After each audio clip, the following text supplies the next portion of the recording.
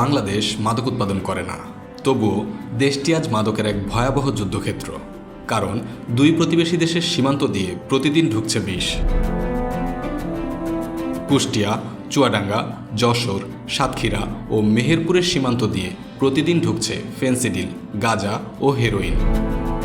শুধু ফেন্সিডিলই 2024 সালে 3 লাখের বেশি বোতল জব্দ হয়েছে ভারত বাংলাদেশ সীমান্তে। একটিমাত্র বেনাপোল সীমান্ত দিয়ে এক বছরে 120 কোটি টাকার মাদক, অস্ত্র ও চোরাচালান জব্দ হয়েছে। অন্যদিকে মিয়ানমার সীমান্ত দিয়ে রাঙামাটি, বান্দরবন ও কক্সবাজারের পথে ঢুকে পড়ছে ইয়াবা, ক্রিস্টাইল মেথ ও হেরোইন।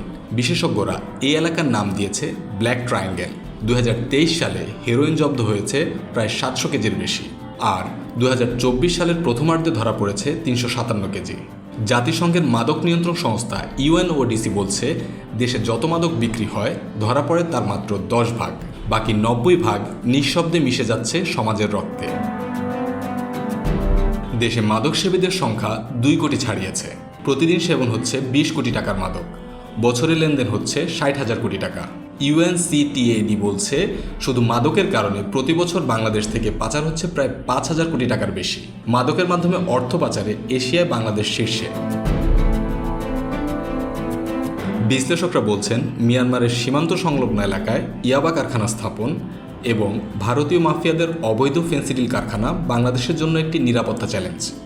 মিয়ানমারের আরাকান আর্মি ক্ষমতা নেওয়ার পর থেকে অস্ত্র উৎপাদন ও মাদক পাচার আরও বৃহৎ আকারে পরিচালিত হচ্ছে।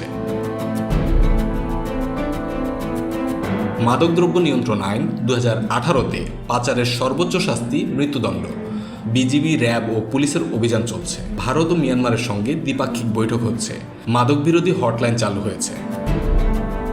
তবুও বাংলাদেশের সীমান্তে মাদকের কারখানা গড়ে উঠছে। পার্শ্ববর্তী দেশগুলোকে বারবার বলা হলেও প্রত্যাশিত সাড়া মেলেনি। প্রশ্ন একটাই, আইন আছে, অভিযান আছে, বৈঠক আছে, তবু কেন থামছে না এই বিশেষ স্রোত?